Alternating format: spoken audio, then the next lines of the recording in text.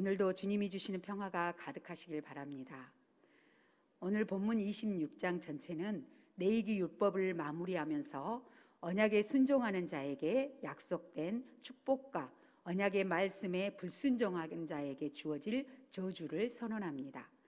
언약에 근거한 계명은 반드시 축복과 저주를 동반하는데 이는 고대 근동에서 나타나는 전형적인 양식입니다.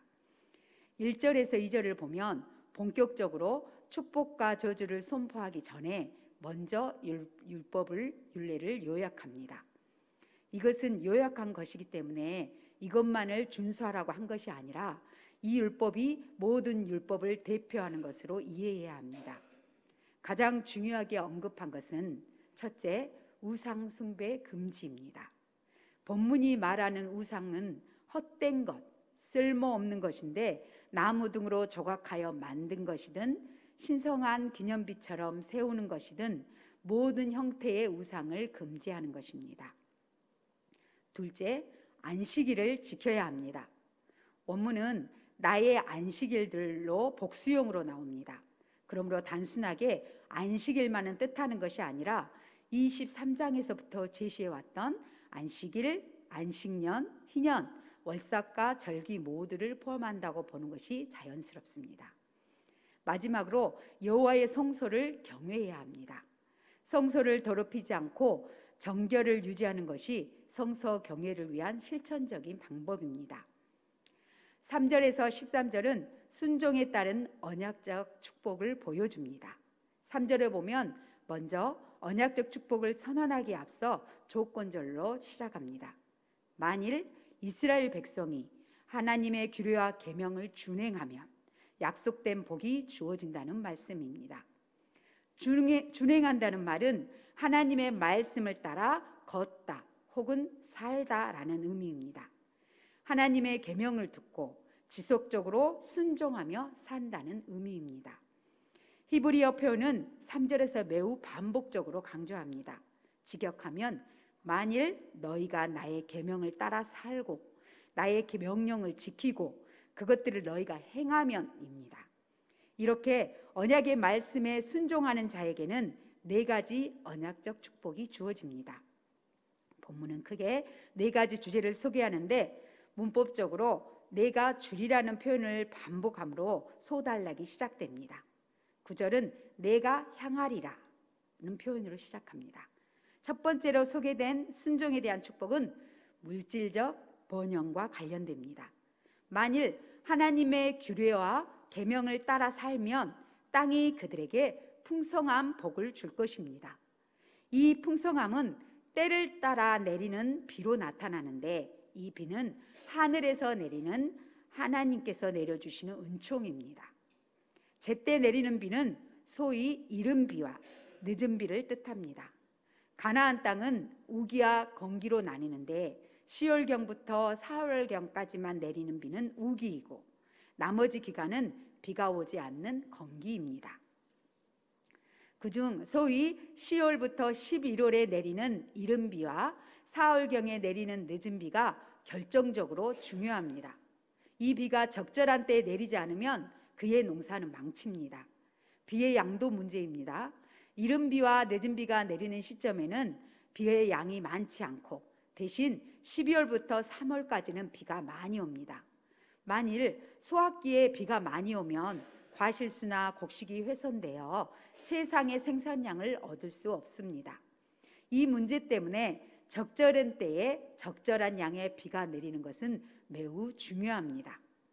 가나안 땅에서의 순종이 가져오는 2번째 축복은 하나님이 주시는 평화입니다. 3가지가 언급되는데 첫째는 그 백성들이 누울 때 그들을 두렵게 할 자가 없을 것이다 라고 말하고 있고, 둘째는 사나운 짐승을 그 땅에 제할 것이라고 말씀하십니다. 그리고 마지막 칼이 그들의 땅에 두루 행하지 않을 것이라고 말씀하십니다. 이 모두는 하나님이 주시는 평화가 있을 것임을 강조하는 것입니다. 대적들은 그 땅에 발을 붙이지 못할 것입니다. 아무런 경계가 없이 누워 있음에도 불구하고 두려워할 필요가 없다는 것은 참된 평화를 나타내는 것입니다. 대적을 쫓아내는 것도 하나님의 개입하심을 암시합니다. 본문은 누구의 칼이 엎드러지는지 언급하지 않았지만 하나님의 행하심을 염두에 두고 말한 것이라고 볼 수 있습니다. 이를 구체화하기 위해 8절은 5이 100을 쫓고 100이 만을 쫓을 것이라는 약속을 합니다. 9절에서 10절은 자손의 번성에 대한 말씀입니다. 본문은 내가 너희를 보리라로 시작합니다. 한글 성경은 내가 너희를 돌보아라고 표현하는데 여기에 사용된 표현은 마치 민수기 6장 24절에서 27절에 있는 제사장의 축복을 기억나게 합니다. 여호와는 그의 얼굴을 내게 향하여 드사라고 표현하는데 같은 형태의 표현입니다. 그러므로 본문이 돌보다라는 표현은 내가 너희를 향하여 얼굴을 들어라고 이해할 수 있습니다. 하나님께서 친근하게 이스라엘 백성들을 향해 얼굴을 드사 복을 주시는데, 셋째 축복은 이스라엘을 번성케 하여 자녀를 많이 주신다는 것입니다. 너희를 번성하게 하고 너희를 창대하게 할 것이라고 했는데, 이것은 창세기 1장 28절의 명령과 유사합니다. 또한 이 말씀은 하나님께서 베푸신 언약을 이행하는 것입니다. 비록 한글 번역에는 뚜렷하게 표현되지 않았지만 하나님의 의지적 축복을 강조하기 위해 9절은 4번에 걸쳐 내가 한다라는 표현이 반복됩니다.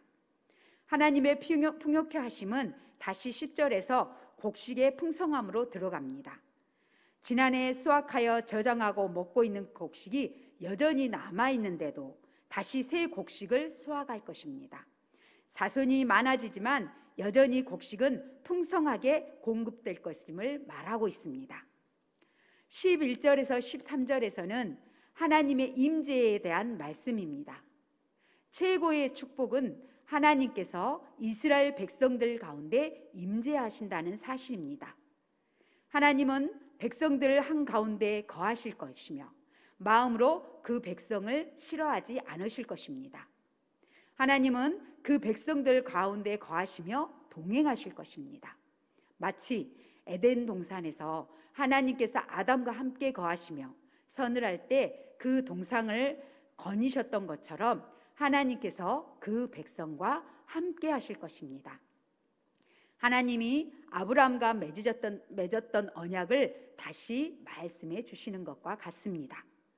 마지막으로 하나님은 이스라엘 백성들에게 하나님이 될 것이며 이스라엘은 하나님의 백성이 될 것이라고 말씀하십니다. 전형적인 언약 묶인 이 표현은 시내산 언약으로 맺었던 언약 관계가 앞으로도 계속 이어질 것임을 강조하고 있습니다. 하나님 임재에 대한 약속은 에덴의 회복이라는 주제에 맞닿아 있습니다. 하나님께서 그 백성 가운데 행하신다는 표현 자체도 창세기 3장 8절의 표현을 상기시킵니다.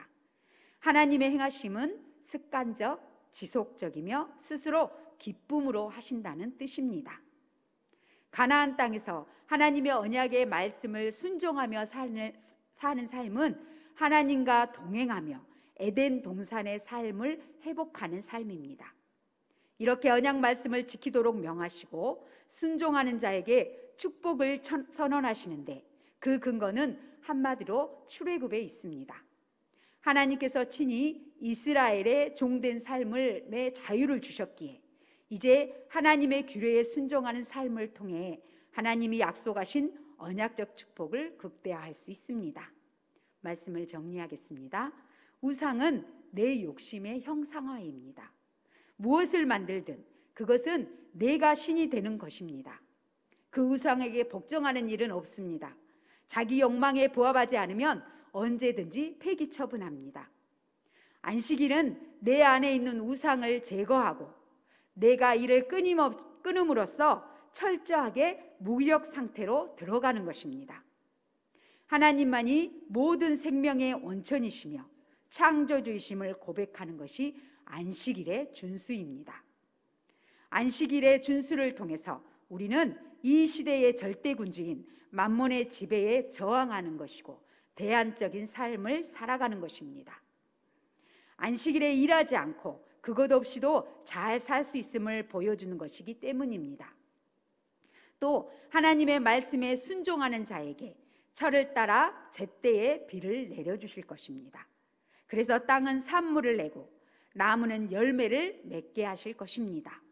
곡식 타작이 끝나면 포도를 추수하고 포도 추수가 끝나면 씨앗을 뿌리게 하실 것입니다. 맡기고 의지하고 따르기만 하면 가나안은 풍요와 안전의 땅이 될 것입니다. 하나님의 축복은 많은 비가 아니라 때에 맞는 비를 내려주시는 것입니다.